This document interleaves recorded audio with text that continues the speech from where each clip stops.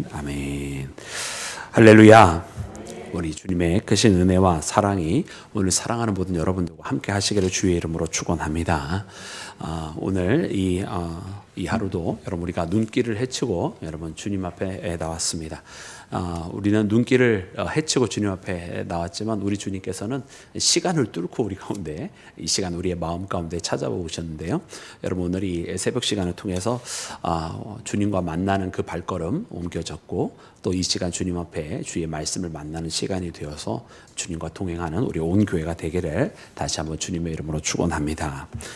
사랑하는 여러분, 오늘 본문 말씀을 보면 하나님께서 너무나 안타까운 가운데 이스라엘을 향한 어떻게 보면 그 문자 그대로 이 말만 들으면 저주하시는 내용이 나옵니다. 왜냐하면 말씀 말미에 보았더니 거기에 모든 아이들과 생명을 배지 못하게 할 것이고 그태에서 아이들이 다 떨어지게 할 것이고 태어난다 할지라도 살인자에게 넘기신다라는 그런 말씀이 기록이 되어져 있어요.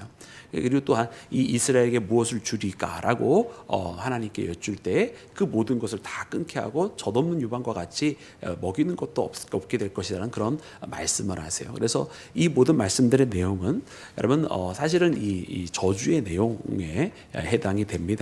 근데 오늘 말씀에 보면은 우리가 하나님의 마음이 과연 그와 같은 마음을 가지고 계신 것인가 라고 여쭐 때 이것은 뭔가 꼭 그렇지만은 않다라는 생각이 들어요. 왜냐하면 오늘 말씀에 보면 하나님께서 내가 다시는 그렇게 하지 아니하리라 이렇게 말씀하시잖아요. 다시는 이라고 하는 이 글자가 들어가는데 이 말씀은 우리에게 이중적인 의미를 가져다 줍니다.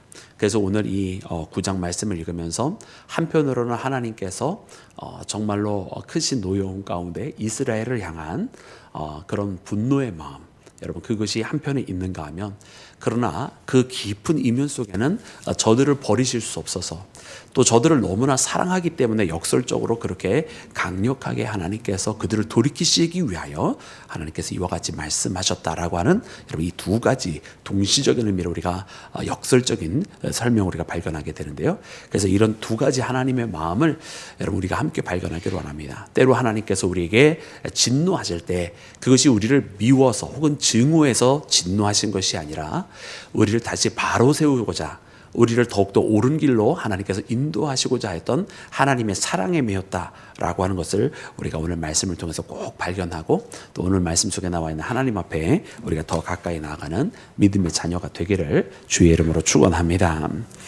사랑하는 여러분, 오늘 본문 말씀 가운데 먼저 4절 말씀을 다시 한번 묵상해 보기를 원합니다. 우리 4절 말씀 함께 합독하겠습니다. 시작. 그들은 여호와께 포도주를 부어 드리지 못하며 여호와께서 기뻐하시는 바도 되지 못할 것이라. 그들의 재물은 애곡하는 자의 떡과 같아서 그들을 먹는 자는 더러워지나니 그들의 소용될 뿐이라. 여호와의 집에 드릴 것이 아님이니라. 아멘, 아멘. 할렐루야. 여러분 오늘 이 말씀에 보면 너무나 안타까운 여러분 이야기가 나옵니다. 여러분 뭐 그들이라 하면 여러분 에브라임 바로 그 전절에 나오는 에브라임을 그대로 받는 것이고 에브라임이라고 하면은 여러분 그냥 12지파 중에 한 지파를 말하는 것이 아니라 북이스라엘을 대표하는 가장 큰 지파. 즉 다시 말하면 에브라임이 북이스라엘의 10개 지파 중에서 가장 그때 당시에 강력한 영향력을 끼치고 있는 지파였기 때문에 에브라임이라고 하면 북이스라엘 전체를 이야기하는 것입니다. 근데 이 북이스라엘 전체가 여러분 이 에브라임에 여러분 그 포도주를 부어 드리지 못할 것이다. 여러분 이거 하나님 앞에 드리는 제사의 양식을 이야기하는 것입니다. 그때의 전제와 같이 부어졌다라고 사도 바울이 자신의 걸어왔던 부름받아 주님 앞에 살아갔던 그 길을 이야기할 때 전제처럼 부어졌다 얘기할 때 포도주를 다 쏟아붓는 것을 이야기하는 것인데요. 오늘 말씀에 나오는 이 포도주를 붓는다고 하는 것은 이처럼 하나님 앞에 전제를 드리는 것을 의미하고 여러분 왜 포도주를 제사 때에 붓게 되냐면 짐승 같은 경우에 짐승으로 제사를 드릴 때는 여러분 거기에서 피를 내서 그 피를 제단에 뿌리게 되지만 여러분 곡식 같은 경우는 피가 없잖아요. 그래서 그 피를 상징하는 것으로 희생을 상징하는 것으로 여러분 포도주를 대신해서 뿌리는 것입니다. 그리고 오늘 본문 말씀 이 4절에 나오는 것은 다 이 제사에 사용되는 용어들이에요. 그래서 말씀해 보니까 그들이 포도주를 붓는 자가 되지 못한다고 하는 것은 것은 그렇게 하나님 앞에 나와서 제사를 드리는, 예배할 수 있는 자들이 되지 못한다. 예배를 드릴 자격조차 없는 사람이다. 여러분, 그렇게 말씀을 하고 있는 것입니다.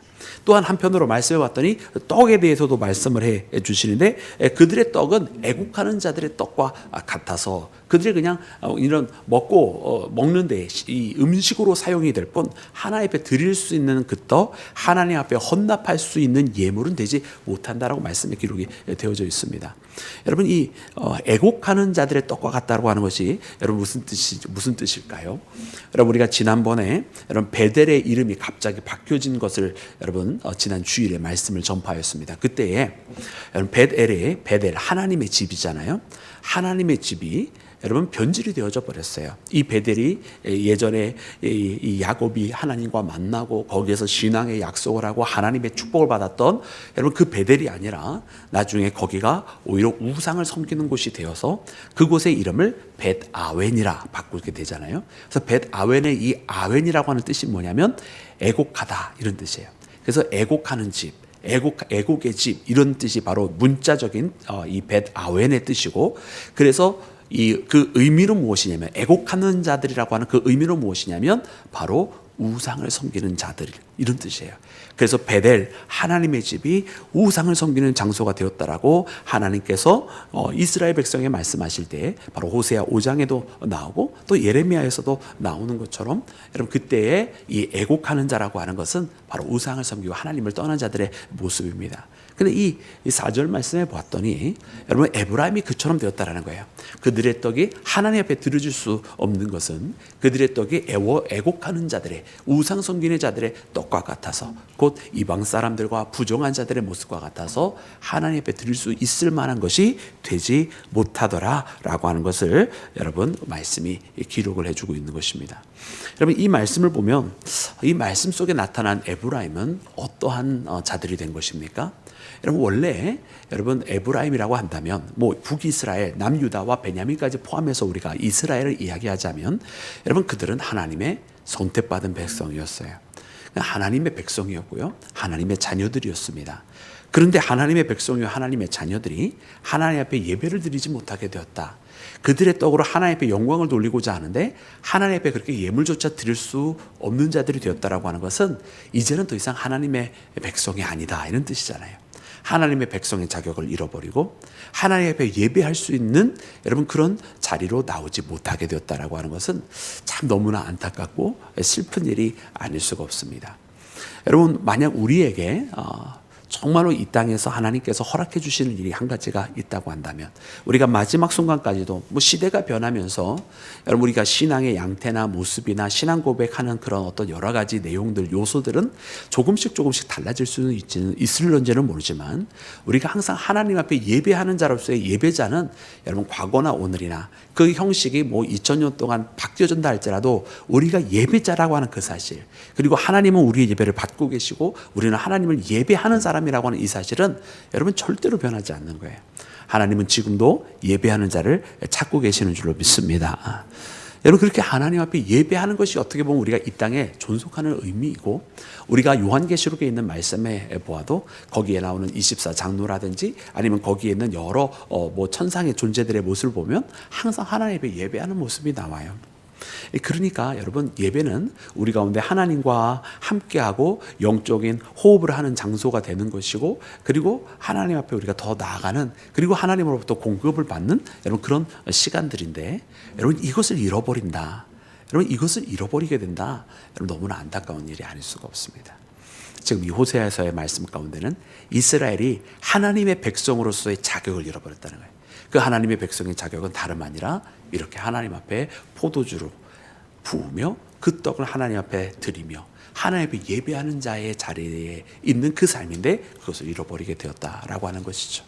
그래서 오늘 이 말씀 보니까 이 말씀 가운데 나와 있는 우리 모두가 다시 한번 하나님 앞에 예배자로서 세움받기를 원하고요, 우리가 정말로 하나님 앞에 예배자로 부름받고 있다는 사실을 우리가 감사하면서 여러분 우리가 하나님의 백성이요 하나님의 자녀되었다라고 하는 것을 잊지 않고 끝까지 여러분 하나님의 백성으로 남고 또 하나님의 자녀가 되는 우리 모두가 되기를 주님의 이름으로 축원합니다. 사랑하는 여러분, 하나님께서 오늘 이 말씀 가운데는 액면적으로는 이스라엘을 향한 저주를 지금 말씀하고 계시지만 그 마음 가운데 너무나 큰 안타까움, 또 이스라엘을 향한 아픔, 애잔함을 가지고 계신 것을 우리가 보게 됩니다. 우리가 그 말씀, 여러 말씀 있지만 우리 10절 말씀을 먼저 함께 다시 한번 읽어보기를 원합니다. 우리 10절 말씀입니다. 다 같이 합독합니다. 시작. 옛적에 내가 이스라엘을 만나기를 광야에서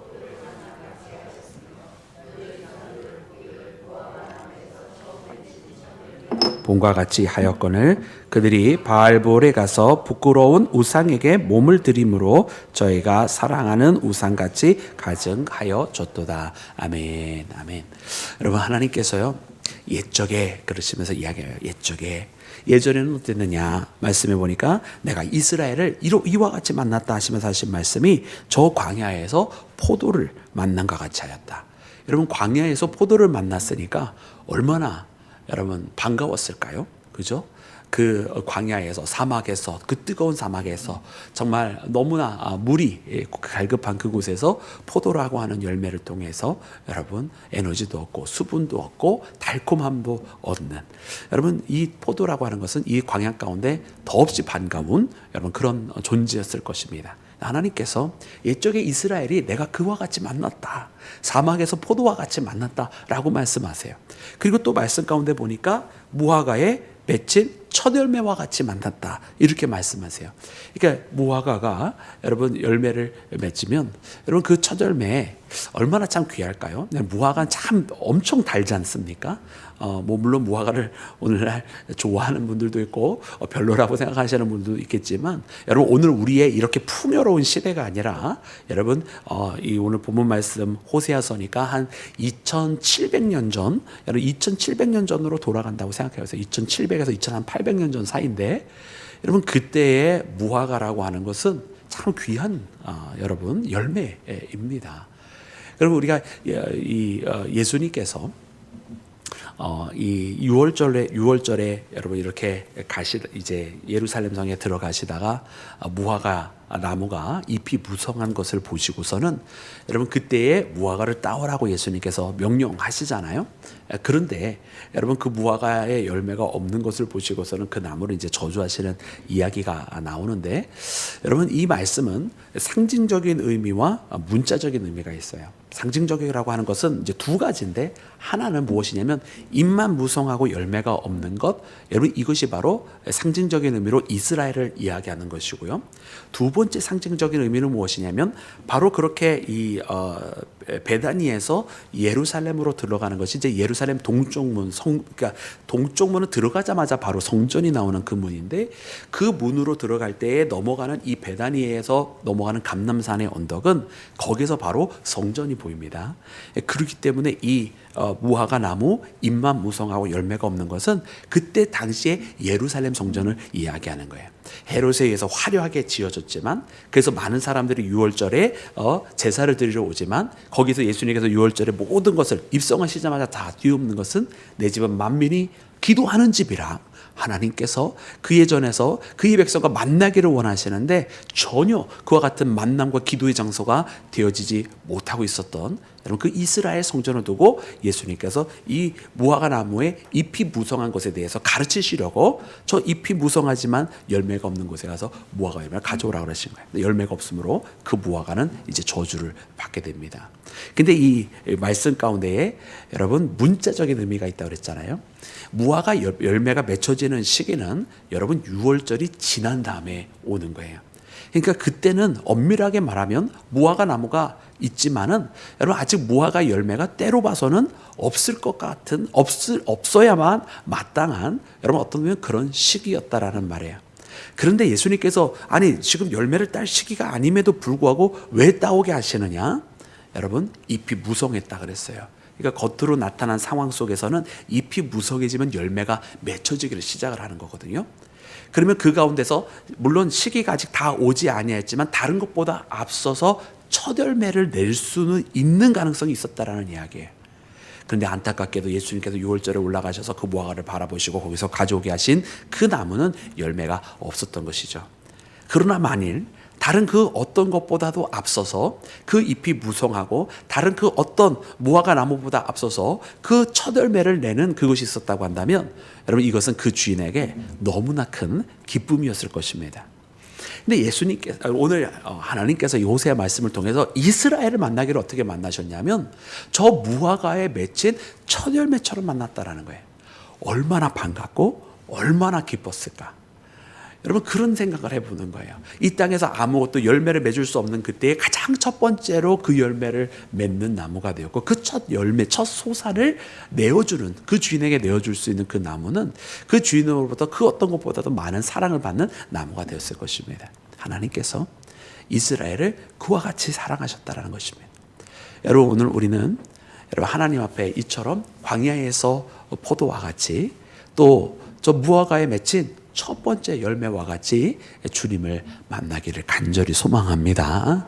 우리 가운데 삶에 세상의 잎만 잔뜩 무성하고 열매가 없는 것이 아니라 정말 하나님께 드릴 것이 있는 열매가 있고 그리고 그 누구도 이야기할 때 아직 열매 맺기에는 이른 시간이 아닌가라고 싶을 때도 우리가 열심으로 주를 섬기며 다른 모든 사람들보다 앞서서 주님 앞에 드릴 것이 있는 자, 주님 앞에 열매 맺는 여러분 복된 신앙의 길을 우리가 함께 걸어가기를 주의 이름으로 축원합니다.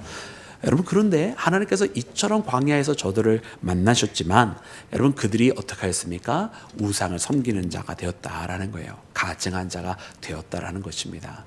그러니까 하나님께서 여러분 너무나 괴로우실 수밖에 없는 거예요.